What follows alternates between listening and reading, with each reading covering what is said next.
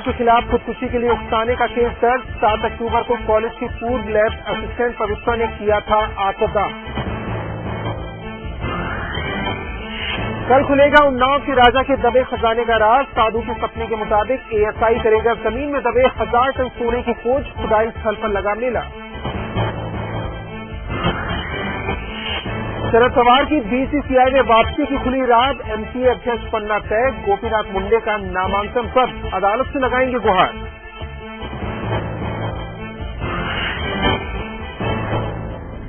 नमस्कार, आप देख रहे हैं लाइव इंडिया और मैं हूं आपके साथ रोशन मिश्रा। 7 PM इंडिया पर हम बात करेंगे देश और दुनिया से जुड़ी तमाम अहम खबरों की। कांग्रेस के उपाध्यक्ष राहुल गांधी ने आज मध्य प्रदेश में कई रैलियां की। शहडोल और दतिया के अलावा राहुल ने ग्वालियर में भी रैली को संबोधित किया। रैली के दौरान राहुल ने कहा कि उनकी मां की तबीयत खराब होने के बावजूद फूड सिक्योरिटी बिल पास कराने के लिए वो संसद में खड़ी रही। राहुल के इस बयान पर बीजेपी ने कांग्रेस पार्टी की खिंचाई की। पार्टी नेता शहनवाज हुसैन ने कहा कि पार्टी के छोटे नेता सोनिया की तबीयत बिगड़ने की बात करते हैं तो उन्हें पार्टी से निकाल दिया जाता है, जबकि राहुल गांधी जनता की सहानुभूति पाने के लिए मां की तबीयत खराब होने की बात करते हैं। शैलजा जी ने कहा नहीं, सोनिया जी की तबीयत ठीक नहीं है।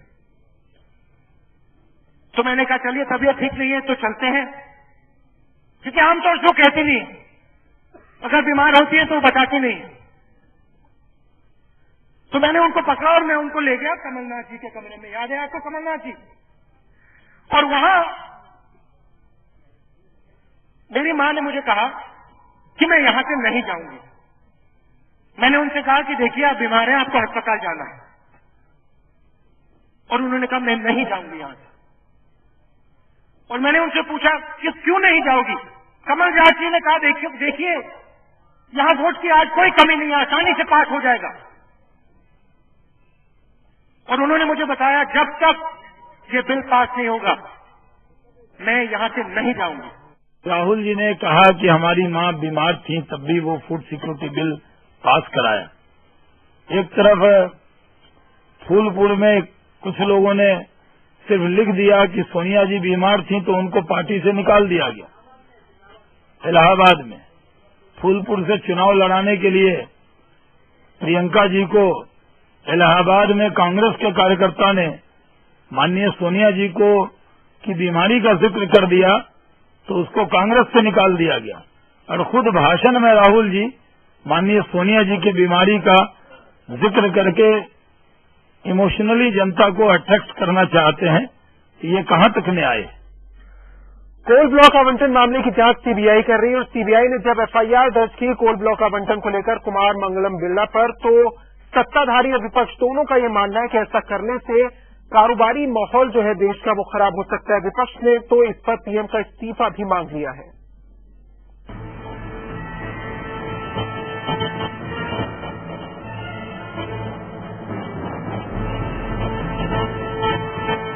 कोलगेट ने कुमार मंगलम बिरला और उनकी कंपनी हिंडाल्को के खिलाफ एफआईआर दर्ज क्या की। दिल्ली के कारोबारी और सत्ता के गलियारों में हलचल मच गई है। इसकी वजह है 46 साल के बिरला की अपनी ख्याति। उन्हें नियम कायदों से चलने वाला कारोबारी माना जाता है। वैसे भी 2G मामले में भी देश की तमाम टेलीकॉम कंपनियों के दामन पर दाग लगे, लेकिन बिरला की कंपनी आइडिया सेल्युलर ही ऐसी अकेली कंपनी थी जिस पर कोई आंच नहीं आई। बहरहाल एफआईआर दर्ज करने के बाद विपक्ष के निशाने पर रहने वाली सीबीआई सरकार के निशाने पर भी आ गई। जो भी संस्थाएं हैं जिनकी संवैधानिक जिम्मेवारी है, जांच की जिम्मेवारी है, और हमारी न्यायपालिकाएं, उनको बहुत संयम से और बड़ी बारीकी से इन चीजों को देखना है। एक संतुलित इस पे निगाह रहनी चाहिए ताकि एक ऐसा वातावरण ना बने जिससे हमारे देश के उद्योगपतियों में घबराहट हो। बिरला पर दर्ज एफआईआर ने एक बार फिर बीजेपी को प्रधानमंत्री पर निशाना साधने का मौका दे दिया है।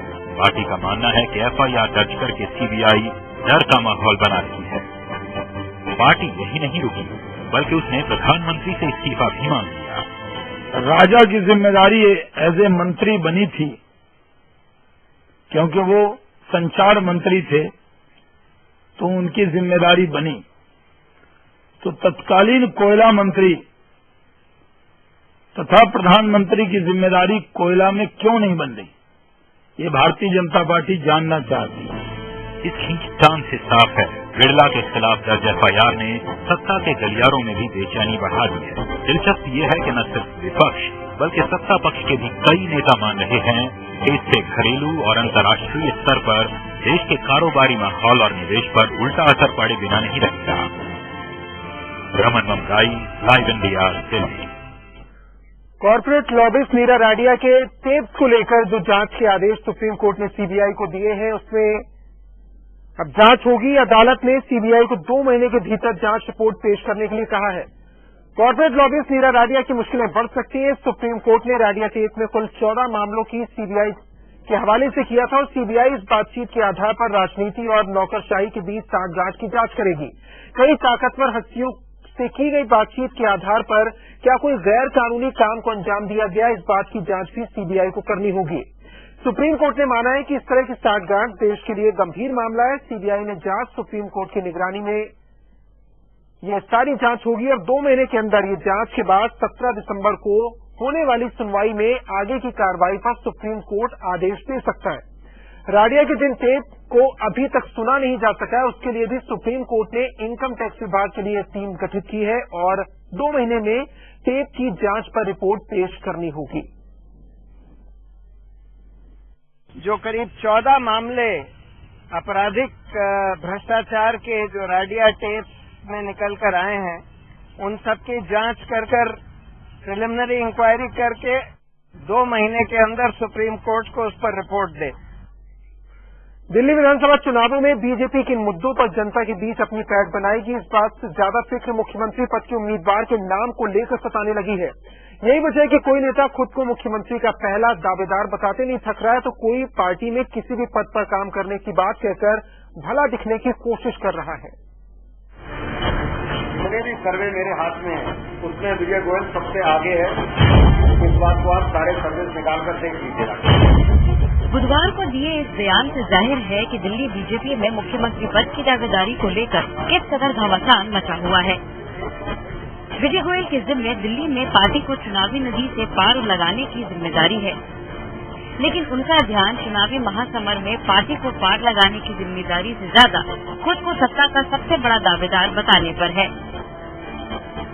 यही वजह है कि गुरुवार को वो खुद तो पार्टी के आला नेताओं से नहीं मिले, लेकिन अपने समर्थकों को राजनाथ सिंह और नितिन गडकरी के यहाँ भेजकर अपनी दावेदारी को मजबूती से रखने की कोशिश जरूर की। कार्यकर्ताओं की या जिसकी भी जो भावना रहेगी, कौन कहाँ गया मुझे मालूम नहीं है। मैंने कभी उम्मीदवार अपने आप को घोषित नहीं किया और कल भी नहीं किया था मैंने। विजय गोयल की ये बेचैनी सबसे ज्यादा सामने आ रही है जब से ये पता चला है कि पार्टी के दिल्ली प्रभारी उनकी बजाय हर्षवर्धन को मुख्यमंत्री पद का दावेदार घोषित करना चाहते हैं। इसे लेकर पार्टी में उठे तूफान को हर्षवर्धन समझते न हो, ऐसा हो नहीं सकता। ये बात और है कि वो खुद को पार्टी का ऐसा सिपाही बता रहे हैं जो कहीं भी काम कर सकता है। तो हमेशा बैटिंग करते हैं, वो बैटिंग जो है पार्टी तय करती है कि बैटिंग जो है गली के अंदर एक समिति के कार्यकर्ता के रूप में करनी है या किसी जिम्मेदारी के कौन से पद पर करनी है। हमने पार्टी के लिए, भारतीय जनता पार्टी के लिए बैटिंग करनी है, इससे ज्यादा हमारे लिए कोई महत्वपूर्ण बात नहीं है। लेकिन पार्टी इस मसले पर खुलकर कुछ नहीं बोल रही है, लेकिन वो इशारे से नेताओं को संयम में रहने की सीख जरूर दे रही है। ये महत्वाकांक्षा का खेल है। पॉलिटिक्स, राजनीति अपने आप में महत्वाकांक्षा का खेल है, लेकिन पार्टी क्या निर्णय लेती है, पार्लियामेंट्री बोर्ड क्या तय करता है, वो तय होगा और आपको बताया जाएगा। बहरहाल इस सियासी घमासान के बीच पार्टी के पास अब भी उस चेहरे की कमी नजर आ रही है जो दिल्ली की जनता को अपनी ओर खींच पाए। सत्ता में पिछले 15 साल से रनर अप की भूमिका निभा रही बीजेपी इस बार खुद को विनर के तौर पर देख रही है, लेकिन जीत का तकाजा यही कहता है कि विनर वही होता है जिसकी टीम में एकजुटता हो और कप्तान मजबूत हो। कैमरामैन अमित कुमार के साथ मोनिका सिंह, लाइव इंडिया, दिल्ली। दिल्ली में बीजेपी की ओर से सीएम का उम्मीदवार कौन होगा, इसका फैसला पार्टी का पार्लियामेंट्री बोर्ड लेगा, लेकिन सियासी हलकों में इसको लेकर चर्चा तेज है। लेकिन बीजेपी सूत्रों के मुताबिक कहा जा रहा है कि विजय गोयल से पार्टी नाराज चल रही है और संसदीय बोर्ड की बैठक के बाद सीएम पद के लिए हर्षवर्धन के नाम की घोषणा हो जाएगी। पार्टी फिलहाल नाम की घोषणा करने के मूड में नहीं थी, लेकिन विजय गोयल के विद्रोह के बाद पार्टी ने तय किया है कि नाम की घोषणा करने में ही भलाई है।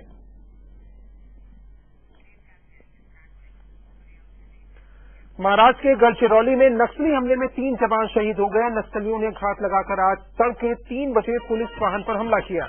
नक्सलियों ने बारूदी सुरंग बिछाकर पुलिस वाहन को उड़ा दिया, जिससे 3 जवान शहीद हो गए, कई घायल हुए हैं। हमला महाराष्ट्र छत्तीसगढ़ सीमा के पास गढ़चिरौली के घरिया गांव में हुआ है। शहीद जवान राज्य के एंटी नक्सल डिवीजन के स्पेशल एक्शन ग्रुप में थे।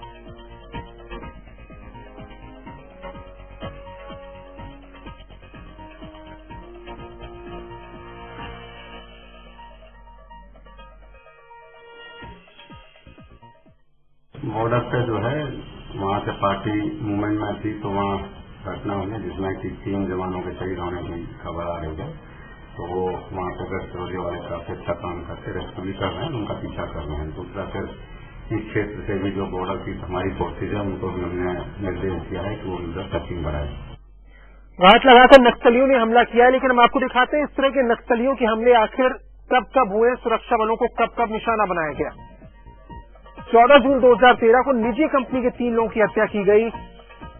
गढ़चिरौली में दिखाते हैं सबसे ज्यादा घटनाएं इस तरह के बॉर्डर एरिया में छत्तीसगढ़ और महाराष्ट्र के सटे इलाके में होती रही हैं। 27 मार्च 2012 सीआरपीएफ के 12 जवान शहीद हुए।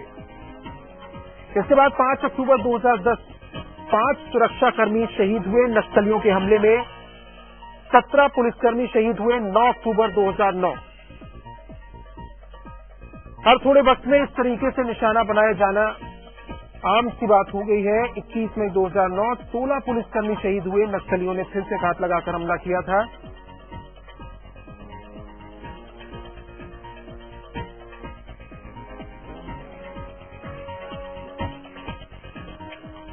और अब बात महंगाई की। आप पर महंगाई की एक और मार पड़ी है, क्योंकि रेल यात्रा के लिए अब आपको पहले से ज्यादा पैसे देने होंगे।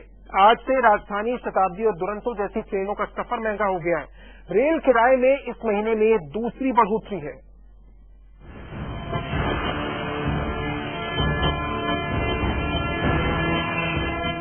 लग्जरी ट्रेनों के सफर के लिए आपको आज से ज्यादा पैसे खर्च करने होंगे।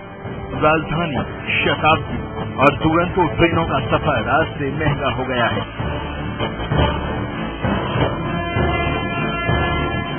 रेलवे ने इन ट्रेनों के कैटरिंग शुल्क में करीब 2 से 4% तक की बढ़ोतरी कर दी है। इसका सीधा असर रेल टिकट पर पड़ रहा है। कोई एक लिमिटेशन नहीं है कि कब बढ़ाए न बढ़ाए, जब मर्जी होता तब बढ़ा देता है। अब इसका महंगी का अब दिन मतलब आदमी पर इतना मार पड़ रहा है कि आप उससे आप क्या कहें। अब दिन प्रतिदिन मतलब बहुत सारा आदमी, बहुत कैटेगरी के आदमी है, जिसमें आपको लगभग 60 से 70% आदमी को मार पड़ता है। यात्री किरायों में इसी महीने ये दूसरी बढ़ोतरी है। इससे पहले मेल और एक्सप्रेस ट्रेनों के किराए 2% तक बढ़ाए गए थे। राजधानी, शताब्दी और दुरंतो में बढ़ा किराया लागू होने से इन ट्रेनों के AC2 और AC3 की चेयर कार के लिए करीब 25% तक किराया महंगा हो जाएगा। साथ ही एग्जीक्यूटिव क्लास और दुरंतो के स्लीपर क्लास के किरायों में 30% तक बढ़ोतरी हो गई है। AC क्लास में सफर करने वाले ज्यादातर यात्री AC2 और AC3 और चेयर कार में सफर करते हैं, लिहाजा यात्रियों के बड़े तबके पर इस बढ़ोतरी का असर होगा। इससे पहले रेलवे ने बढ़े किरायों के पीछे डीजल और बिजली के बढ़े दामों को जिम्मेदार ठहराया था, लेकिन अब रेलवे कह रहा है कि कैटरिंग के दामों में पिछले 14 सालों में कोई बदलाव नहीं हुआ, इसलिए ये जरूरी है। बढ़ा किराया उन टिकटों पर भी लागू होगा जिनकी पहले से बुकिंग हो चुकी है। इसे लेकर यात्रियों की प्रतिक्रिया मिली जुली है। पहले खाने की व्यवस्था ज्यादा अच्छी करनी चाहिए।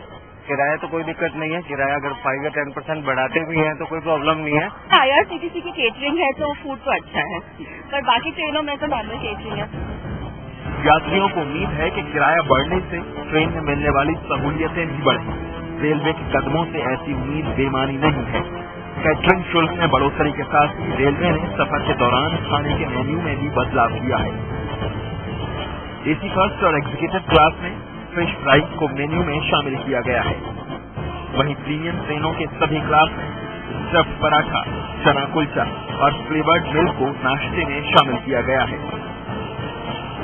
साथ ही वेज और नॉन वेज थालियों में भी स्टफ्ड काठी रोल को जगह दी गई है। अक्टूबर का यह महीना रेल यात्रियों के लिए मुसीबत ही मुसीबत लेकर आया है। एक्सप्रेस ट्रेनों के बाद राजधानी, शताब्दी और दुरंतो का किराया बढ़ा दिया गया है। कैटरिंग अब महंगी हो चुकी है, इसलिए रेल में मिलने वाला खाना भी अब महंगा हो गया है। कैमरा पर्सन सुधीर कुमार के साथ Shailendra Singh, live India, Delhi. NCP अध्यक्ष शरद पवार का एमसीए का अध्यक्ष बनने का रास्ता साफ होता नजर आ रहा है। मुंबई क्रिकेट संघ की अध्यक्षता के लिए बीजेपी नेता गोपीनाथ मुंडे ने भी पर्चा भरा था, जो खारिज हो गया। दरअसल मुंडे के नामांकन पत्र में मुंबई का पता दर्ज नहीं था और एमसीए का पदाधिकारी होने के लिए मुंबई का निवासी होना जरूरी है। ऐसे में पवार अब शुक्रवार को होने वाले चुनाव में निर्विरोध अध्यक्ष चुने जाएंगे, ये तय है। फैसले के खिलाफ गोपीनाथ मुंडे कोर्ट जाएंगे। शरद पवार 2005 से 2008 तक बीसीसीआई के अध्यक्ष रह चुके हैं और 2010 में आईसीसी के अध्यक्ष रह चुके हैं। शरद पवार का एमसीए से पुराना नाता रहा है। लगातार 10 साल तक एमसीए पर शरद पवार का कब्जा रहा है और एमसीए में पवार के बाद विलासराव देशमुख अध्यक्ष बने थे, लेकिन पिछले साल उनके निधन के बाद रवि सावंत ने उनकी जगह ली। बीसीसीआई ने हाल ही में अपने नियमों में बदलाव किया है कि पूर्व अध्यक्ष भी अध्यक्ष पद पर वापसी कर सकते हैं। उनके सामने खड़े एकमात्र गोपीनाथ मुंडे का नामांकन रद्द होने के बाद शरद पवार का रास्ता अब साफ हो गया है।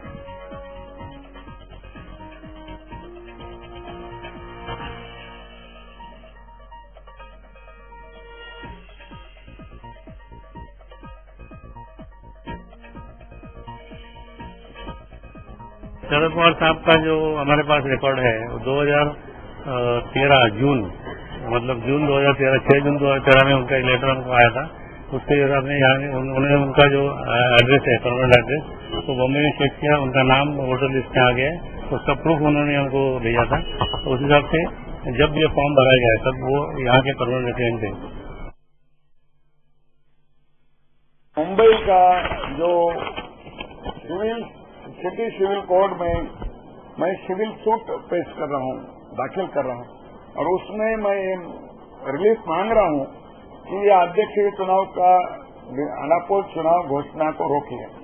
अगर वो घोषणा हुई तो उनको चार्ज लेने के लिए रोकिए और ये अध्यक्ष पद, बाकी सारे पदों के लिए चुनाव करिए, लेकिन अध्यक्ष पद के लिए आप फिर से चुनाव करिए और नेचुरल जस्टिस दीजिए। और 7 PM इंडिया में यहाँ रुकेंगे एक छोटे से ब्रेक के लिए। बहुत जल्द लौटते हैं कुछ और खबरों के साथ। आप देखते रहिए लाइव इंडिया।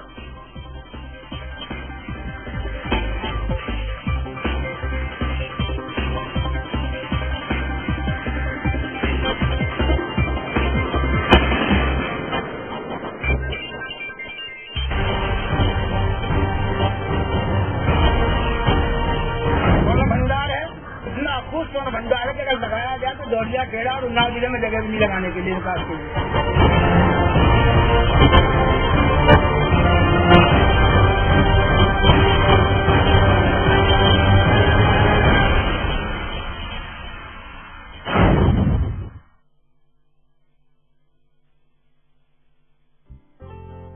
माँ और बाबा ने एक एक पैसा जमा कर मुझे पढ़ाने का फैसला लिया था। मैं जानता था कि उन्होंने खुद के लिए कभी कुछ नहीं किया, पर मेरी पढ़ाई लिखाई हमेशा के लिए सुरक्षित कर दी। इच्छाएं जहां उड़ान लेती हैं। समृद्ध जीवन multi state multipurpose cooperative society limited. एक पल में बदल जाती है दुनिया, एक पल में बदल जाती है किस्मत। एक पल की घटना डालती है आपकी पूरी जिंदगी पर असर।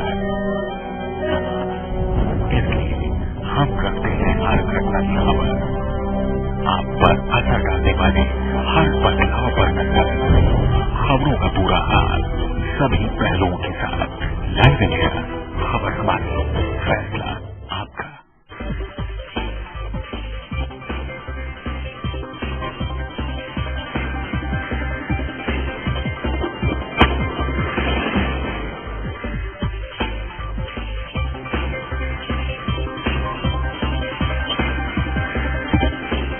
स्वागत है ब्रेक के बाद आपका। दिल्ली से खबर है। दिल्ली के मोती बाग में डबल मर्डर ने एक बार फिर से दिल्ली की सुरक्षा पर सवाल खड़े कर दिए। बीजेपी सांसद चंदन मिश्रा की प्रेस सेक्रेटरी अनिल शर्मा की पत्नी और बच्चे की हत्या की गई है।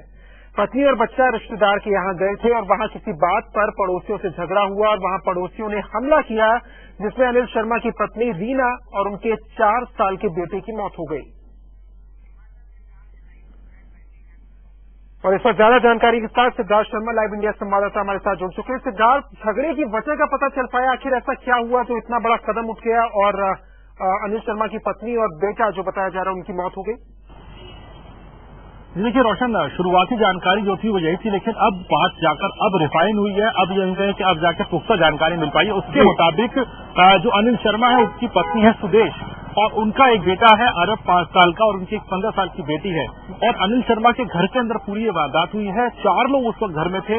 एक जो रीना शुरुआत में उनकी पत्नी बताई जा रही थी, अब जाके पता लगा कि वो रीना जो है उनके पड़ोस में रहती है और वो उनके घर पर आई थी।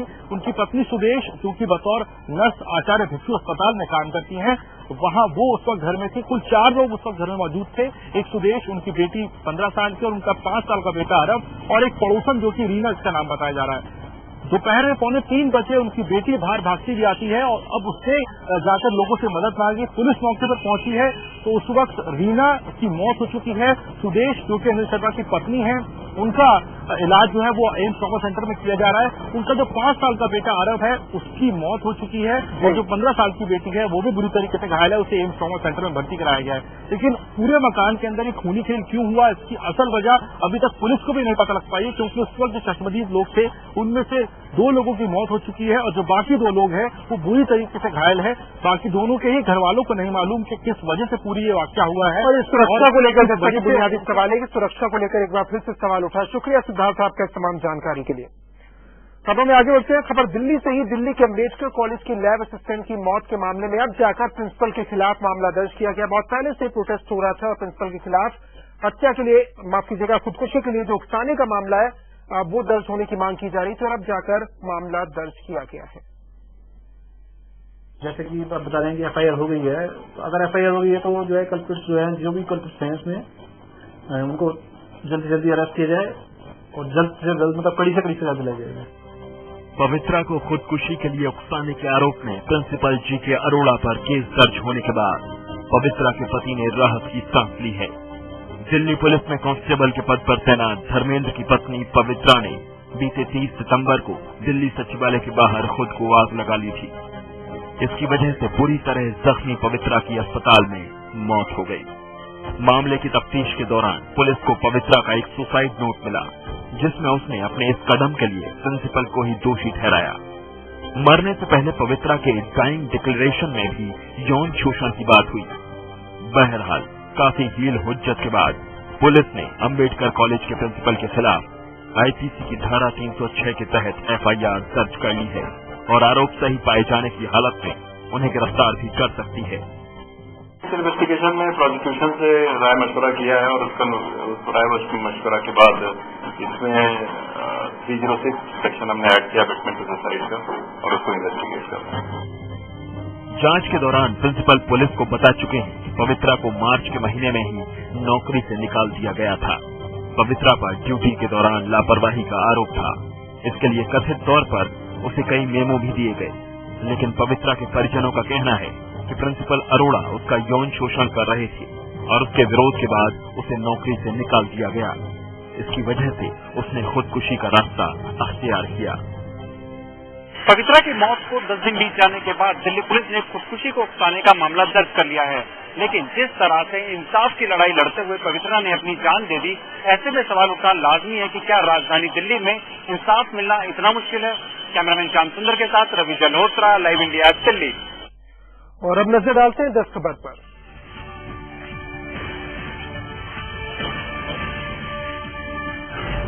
लांसनायक फिरोज खान ने देशभक्ति और बॉर्डर पर शहादत की एक मिसाल कायम की है। सेना ने फिरोज खान को ईद पर छुट्टी दी थी, लेकिन इस जाबाज ने अपने फर्ज को ईद से ज्यादा जरूरी माना। कश्मीर के मेजर में एलओसी पर पाकिस्तानी फायरिंग में शहीद फिरोज खान का शव हैदराबाद पहुंचा। फिरोज सेना की राष्ट्रीय राइफल्स में तैनात थे। कानपुर में 19 अक्टूबर को नरेंद्र मोदी की रैली होने वाली है। मोदी के बढ़ते क्रेज का फायदा कुछ कारोबारी उठा रहे हैं। कानपुर के किदवई नगर इलाके में एक मिठाई की दुकान पर मोदी के नाम की मिठाई बिक रही। इस मिठाई की दुकान पर मोदी पेड़ा, मोदी स्पेशल बर्फी के साथ नमो छेना भी बिक रहा है। प्रियंका को फूलपुर लोकसभा सीट से उम्मीदवार बनाए जाने की मांग और पार्टी अध्यक्ष सोनिया गांधी को बीमार बताने वाले बैनर के मामले में गंभीरता से लेते हुए कांग्रेस पार्टी ने इलाहाबाद जिला कांग्रेस के 2 पदाधिकारियों को निलंबित किया है। गुड़गांव में टोल पर गुंडागर्दी देखने को मिली है। ये वारदात 14 अक्टूबर की, इसका सीसीटीवी फुटेज अब सामने आया है। लाल बत्ती लगी कार में आए गुंडे टोल कर्मियों की पिटाई कर 1,85,000 रुपए लूटकर फरार हो गए। मारपीट के इस मामले में एक टोल कर्मचारी घायल हो गया, जिसे दिल्ली रेफर किया गया। पुलिस ने करीब 1 दर्जन अज्ञात लोगों के खिलाफ केस दर्ज किया है। मुंबई के मलाड इलाके में रुस्तम जी टावर में के फ्लैट में एक शख्स की लाश मिली है। टावर के रूम नंबर 2601 में जहांगीर की लाश को पुलिस ने बरामद किया है। पुलिस के मुताबिक चेतन के शरीर पर तेजधार हथियार से जख्म के निशान मिले हैं। पुलिस मामले की जांच में जुट गई है। मुंबई के मझगांव इलाके में कल देर रात एक गोदाम में आग लग गई। आग इतनी तेजी से फैली कि आसपास के तीनों गोदामों को अपनी चपेट में ले लिया। आग की खबर मिलते ही दमकल की 15 गाड़ियां मौके पर पहुंची और आग पर काबू किया। आग की वजहों का पता नहीं चल पाया। राजधानी, शताब्दी और दुरंतो जैसी प्रमुख ट्रेनों के किराए को आज से बढ़ाया गया है। इस बढ़ोतरी के पीछे कैटरिंग को वजह बताया जा रहा है। राजधानी, शताब्दी और दुरंतो ट्रेनों में टिकटों की कीमत 25 से 27 रुपए बढ़ गई है और 1 महीने के भीतर रेलवे ने दूसरी दफा यात्री किराए में इजाफा किया। हालांकि इस बार किया गया इजाफा कुछ चुनिंदा ट्रेनों के लिए है। विराट कोहली ने ऐतिहासिक प्रदर्शन करते हुए मात्र 52 गेंदों में शतक बनाकर वीरेंद्र सहवाग का वनडे में सबसे तेज शतकों का रिकॉर्ड तोड़ दिया। विराट ने ऑस्ट्रेलिया के खिलाफ दूसरे वनडे में 52 गेंदों में 7 चौके और 8 छक्कों की मदद से शतक जड़ा। संयुक्त राष्ट्र द्वारा सीरिया में रासायनिक हथियारों को नष्ट करने के लिए नियुक्त किए गए रासायनिक हथियार निरीक्षकों ने सीरिया में बुधवार को रासायनिक हथियारों का निर्माण करने वाले 11 स्थलों की पुष्टि की। सीरिया में ऐसे रासायनिक हथियारों का निर्माण करने वाले स्थलों को 1 नवंबर तक नष्ट करना है और सभी रासायनिक हथियारों को अगले साल नष्ट करने की समय सीमा तय की गई है। पार्किंग का टिकट नहीं खरीदने पर लंदन ट्रैफिक पुलिस ने पूर्व अमेरिकी विदेश मंत्री हिलेरी क्लिंटन की लिमोजिन कार पर 80 पाउंड का जुर्माना ठोक दिया है। क्लिंटन के सुरक्षा एजेंट गुस्से में अपने हाथ और बैच हवा में लहराते हैं, लेकिन वार्डन पर इसका कोई प्रभाव नहीं पड़ा। क्लिंटन की ओर से अभी तक इस पर कोई प्रतिक्रिया नहीं आई है। और इसी के साथ 7 PM इंडिया में अभी के लिए फिलहाल इतना ही। आप देखते रहिए लाइव इंडिया, खबरें लगातार जारी है।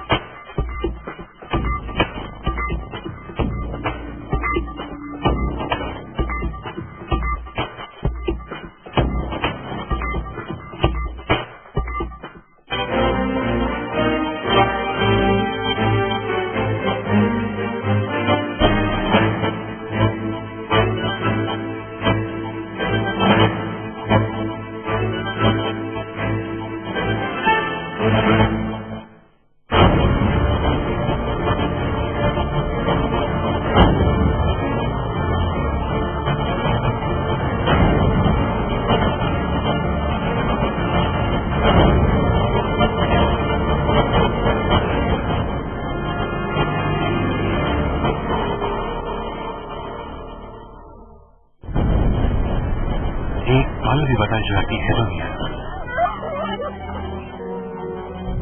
एक पल में बताई जाती है किस्मत। एक पल की घटना डालती है आपकी पूरी जिंदगी पर असर। इसलिए हम रखते हैं हर घटना की खबर, आप पर असर डालने वाले हर बदलाव पर नजर, खबरों का पूरा हाल सभी पहलुओं के साथ। लाइव इंडिया, खबर हमारी, फैसला आपका।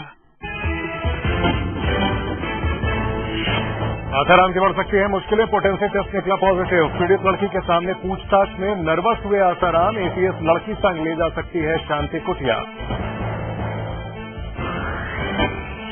नारायण साई की अग्रिम जमानत पर कल तक सुनवाई चली, लेकिन आसाराम की पत्नी और बेटी को मिली अग्रिम जमानत। पुलिस का दावा, भारत नहीं है नारायण साई।